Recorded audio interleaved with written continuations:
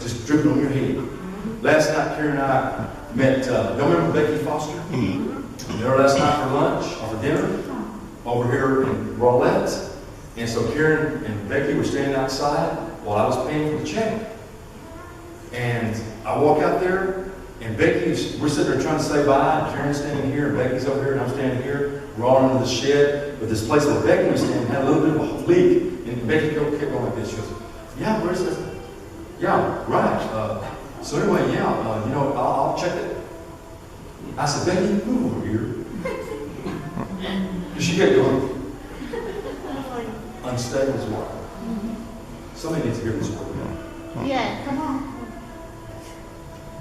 Listen, just as the anointing fell a while ago, it's here right now. Somebody needs to hear this word. And somebody needs to hear the word and do according to the word. Reuben, Jacob said to Reuben, Reuben, I love you, buddy. You're my firstborn. I've always been proud of you, but you're understanding this word. I can't give a blessing to you. Preacher, why was he so hard? Well, check out the story about Reuben. I won't take time to tell you, there's a story there about why Reuben got disqualified. Well, Pastor, are you talking about our salvation? No, I ain't talking about your salvation. If you accepted Jesus Christ, your personal Savior, you're saved. You're going to heaven. I'm talking about you can do things in life that can disqualify you from the blessing. Don't you want to know about the blessing? Yes. Listen, I've lived an unblessed life. I've lived a blessed life. Blessed life better. That's right. Going back to Ron Hill, he has thousands of friends, Karen. He didn't have to call Karen and Bruce Gibson. He didn't call us because everybody else turned him down. Mike, how many people turn people down when they got a suite at AT&T on playoff game? All you can eat buffet. With a parking pass that I literally parked inside the stadium. I got out my car bill and walked right into the stadium. Who does that? Who passed? You think he called me and Karen because he couldn't find nobody to go with him? This guy runs $1 billion company, man. He knows everybody. I'm talking about the favor of God in your life. I'm talking about the blessings of God. I'm talking about your dreams coming true. I'm talking about things you've been praying for. Like, heal me of this MS. Heal our daughter and our son of this MD. Yes. Listen, I know it's going to happen. Yes, right. Because me and this woman right here, I don't know about what everybody else is doing. I can speculate. I've heard, you've told me. But I don't live with you 24/7. She lives with me 24/7. I live with her 24/7. I can verify that this is a woman of God. Yes. And she can verify that I live for God. Yes. And I serve the Lord. I'm not talking about your salvation. If you accepted Jesus Christ, you're going to heaven like everybody else is saved. I'm talking about the blessings of the Lord in your life. Yes. I'm talking about seeing your dreams come true. That's right. Thank you, Father. Well, Pastor, if God doesn't love me, I mean, if He really loves me, will He give me all my dreams? No. No. See, His love is the only thing that's unconditional. Amen. Everything else has got a condition. That scripture I told you a while ago, 2 Chronicles 7:14. Now, Lord, I kind of see where we're going here now. If my people, which are called by my name, shall humble themselves and pray, and seek my face and turn from their wicked ways, then I will hear from heaven, forgive their sins, and heal their land. You say, well, Bruce, what, Pastor? What is the condition? If. What's the results? Then. Come on. You can say it like this. If you don't, God says, I won't. God says, if you do, then I will. Yep. Well, God, aren't you God? Yes, I'm God. Well, don't you just do it automatically? No. Why not, God? Because I said it that way in my word. Listen, every time I talk to somebody that's struggling financially, the first question I ask them is, are you giving to the Lord? And almost 100% they say, I used to, I do, I did one time, I give my time, I give my whatever. I know I said, financially, you're having financial problems. We're talking about dollars here. Are you giving the dollars that you're supposed to be giving to the Lord according to His Word? Malachi 3:9. Give your tithes. Bring your tithes and offerings to the storehouse that there may be food in my house. Amen. And see if I want to open up the windows of heaven on your life. What is the windows of heaven? It's all those dreams and the blessing and favor I'm talking about. What time is it? Let me know. I got 1 minute. How many of us give me 5 minutes? Amen. Because this is important.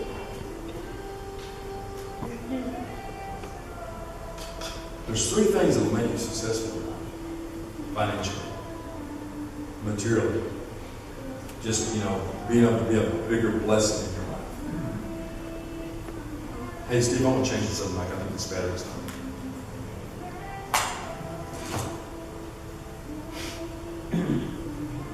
Okay.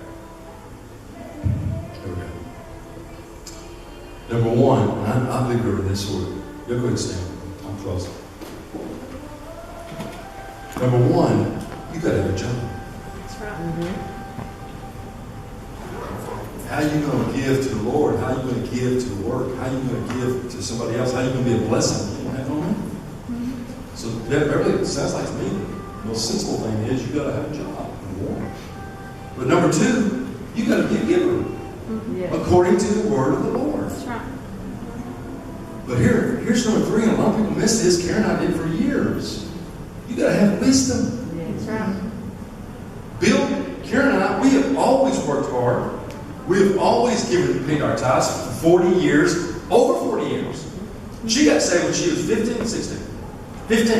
When did you start paying your tithes? 15. I got saved when I was 20, and I started paying my tithes when I was 20. I married her the next day I turned 21. So a year before that, so 41 years, I've been paying my tithes, and she's been paying her tithes on her way. But can I tell you, church, that we didn't always experience the blessings of the Lord because we didn't use wisdom. We work hard, we pay our tithes, and then we just blow all the rest.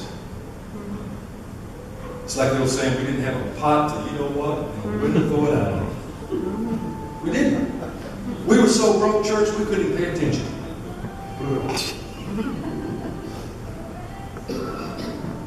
We were so poor that my shoes were so thin I could step on a dime and take it. Heads or tails.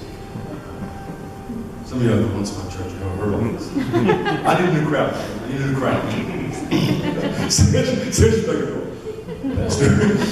I'm praying for you. Keep it up, sister. Keep it up.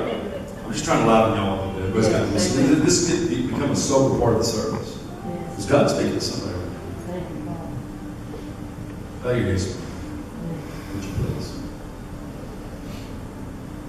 If you're here right now and you say, Pastor, this message, this day has spoken to my heart. It has compelled me. It's compelled me to go to a new place.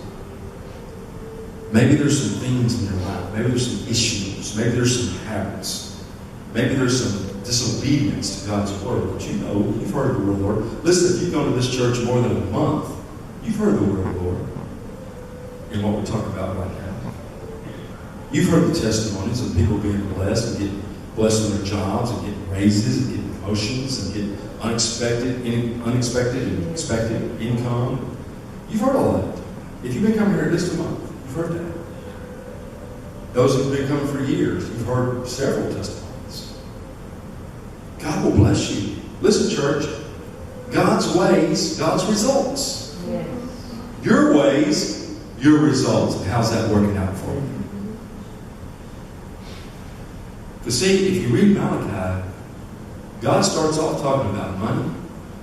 He said, if you'll give, if you'll bring your tithes and your offerings to the storehouse, where there will be food in my house, see if I want to open up the windows of heaven and pour you out a blessing. There's not room enough to store it. But then he goes on to say, I'll rebuke the devourer. When the devil tries to come at you and tries to destroy you, tries to destroy your car, your health, your whatever, he said, I'll stand up and say, listen, heaven rules, baby.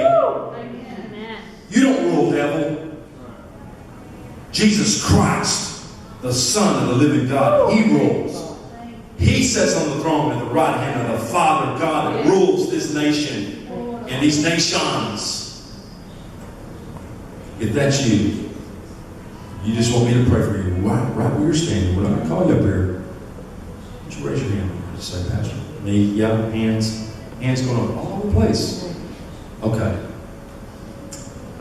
I want everybody here, so that we don't know who raised their hand.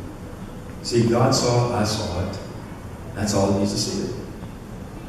I want you to join hands with somebody around you. If you're by yourself, scooch over to somebody, lay your hand on their shoulder, or hold hands with them. Let's get a point of contact. Point of contact. Hey, Mom. Mom, come up here. I want you to be my point of contact. Thank you, Father. Amen. I want you to come up here and be my point of contact. Mama, bless me today. Yeah. Come here, Mom. Come here, darling. Just stand right here. Turn around. Mama, bless me today. During the rehearsal, I don't know if you guys noticed this. Karen, you might have noticed it because I saw you look back there. Mama was back there worshiping. Yes, sure. Amen. Worship hadn't even started yet there. Yep. But Mama was worshiping. Amen. Bow your heads with me. Let's pray. Father, they've heard the word of the Lord. I've heard the word of the Lord. We have experienced the worship today. Mama that I got my arm around now, I saw her experiencing the worship. Because see, that's what you do when the worship, when the anointing, when the glory falls on you. All you can do is just bow your head and cry and lift your hands and say, thank you, Jesus. Lord, I pray for every hand that was raised today that said, Lord, you know what? This word hit me right between the eyes. It went right through my heart today. Lord, I pray right now that you would just change. God, we can't change ourselves. If we could, we would. But we tried. We didn't do it. We couldn't do it, Lord. That's what we need you. We need you, Holy Spirit. We need the advantage. We need the helper. We need the comforter. We need the one that sits on the throne, sending the helper, the comforter, the counselor, NIV says. God, change us. Change us by the power. Come on, church, agree with me right now. By the power of your Holy Ghost, change us. Father, you're wanting to change us. You're wanting this little crew, like Bill said, because you're fixing to send the world here. We're going to need 10 times more people than we have standing in this room right now. 20 times, 100 times. But there's going to be some of these people, the ones that will say, you know what, God? Don't let me stop you. Don't let me stop your move, God. Don't let me hinder you. Don't let a stupid habit. Don't let a stupid thinking. Don't let no stinking thinking stop your move in my life. God, use me. Use the church. Use us for your glory. When the world comes here. Because when the world comes here, like I told Steve and Mike and James Goodwin yesterday when we were standing on the property, I said, when the world comes here, God's going to open the world to us. We're going to be able to go places we never could go before. We're going to be able to speak and play. Mike, you're going to be able to play that guitar in places you never played before. Mama, you're going to be able to worship like you did today, maybe over in France, or maybe over in Japan, or wherever. Because God's going to do that. Because see, when the world opens up to you, they want you to come to where they're at. Beverly, I used to like to teach in front of about 70,000 women over in Switzerland, or Europe, or France, or Germany, or whatever. Jeremy, how'd you like to play that bass in front of thousands? Let me tell you something, when the world comes, they want to hear everything, they want to know everything, they want to buy everything you got, they want to see everything you got, they want to hear everything you got to say. I'm saying when the world comes. Come on, is that sinking in? Mm-hmm. Listen, Michael Jackson, the world wanted to know what he had to say. Anything he put out was platinum. Yes. It wasn't the hand of God that was on his life.